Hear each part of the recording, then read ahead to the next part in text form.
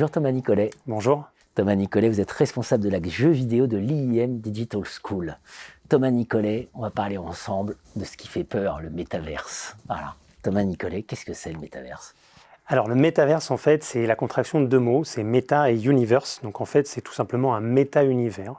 Donc en fait, un univers parallèle, virtuel, dont la promesse est de se juxtaposer ou de se superposer à certains moments à notre monde réel, et du coup de ainsi impacter l'expérience que nous, on pourrait avoir dans le monde réel.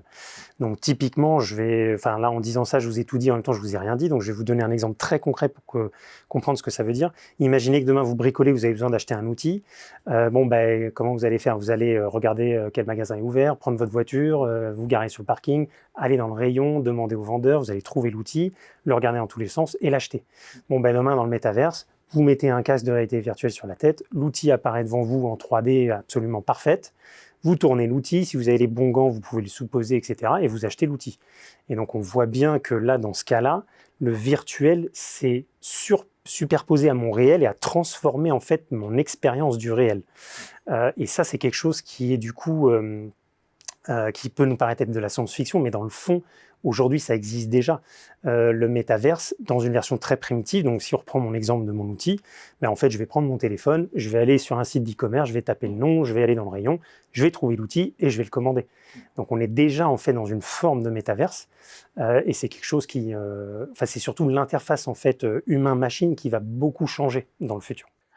Et beaucoup de discours euphoriques, voilà, ça va tout changer, ça va tout révolutionner. De l'autre côté, beaucoup de peur, attention, warning, alerte, etc.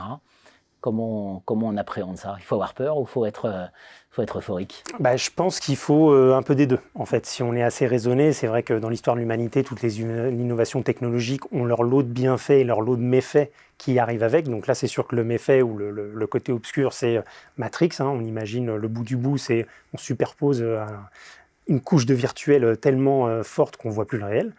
Donc ça, c'est certain que ça peut avoir des très très très gros impacts et c'est très inquiétant, etc. Voilà.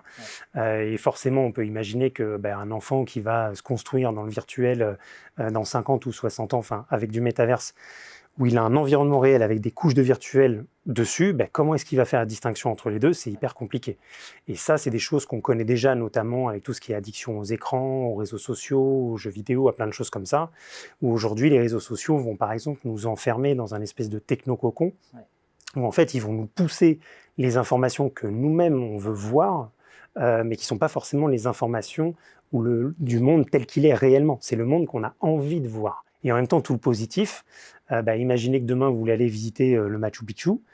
Si vous êtes frappé d'un handicap, vous ne pouviez pas y aller dans la vie réelle. Dans la vie avec le métaverse, vous mettez votre casque sur la tête et hop, vous vous retrouvez sur le Machu Picchu, au milieu, en 3D parfaite, etc. Ça vous coûtera moins cher. Écologiquement, ça va être beaucoup moins impactant. Vous n'allez pas participer à un tourisme de masse qui va affecter le site, etc., etc. Et du coup, c'est une promesse qui est très égalitaire, très ouverte, et qui va amener beaucoup de culture, plein de choses comme ça. C'est très clair. Tech, le monde d'après, un défi pour l'enseignement supérieur, c'est le livre blanc Léonard de Vinci. Ouvrage magique, voilà, sur Léonard, apprendre de Léonard. Vous êtes auteur de S'il était vivant, Léonard de Vinci aurait probablement réalisé des jeux vidéo et il serait resté calme, il serait devenu un genius, comme écrit sur votre t-shirt. Vous êtes spécialiste des jeux vidéo, finalement, c'est le métaverse, il est déjà là. Quand on fait du jeu vidéo, quand on réalise des jeux, c'est ça concret. Alors oui, clairement, le jeu vidéo, en fait, si on regarde bien dans le temps, c'était un espèce de Far West il y a 50 ans où rien n'existait et c'est des nouveaux explorateurs qui ont un petit peu tout inventé et appris des codes, etc. Et aujourd'hui, le métaverse, c'est une espèce de Far West où on ne sait pas trop où ça va aller. Mais ce qui est certain, c'est que le jeu vidéo a des choses à nous apprendre puisque le jeu vidéo crée des environnements virtuels, des mondes virtuels depuis des années. Et rien que d'un point de vue déjà technologique, comment est-ce qu'on interface un être humain avec une machine, comment est-ce qu'on interagit dedans, etc. Le jeu vidéo a un gros temps d'avance là-dessus. Et puis forcément ensuite, nous par exemple en tant que Français, le jeu vidéo c'est à l'époque de ce Far West quelque chose qu'on a exploré, on a fait le choix de le faire et au final ça nous a réussi puisqu'on a quand même créé un des géants mondiaux du jeu vidéo Ubisoft aujourd'hui. On est très reconnu, on a un savoir-faire dans la création de jeux vidéo et c'est des choses qui se transposeront dans le métaverse demain. Donc il est certain que plutôt que d'être complètement paniqué ou apeuré, je pense qu'il faut prendre le train en marche essayer d'y aller tel qu'on est nous, avec notre manière de voir les choses, et d'en tirer le meilleur possible pour l'avenir. Merci beaucoup Thomas. Merci à vous.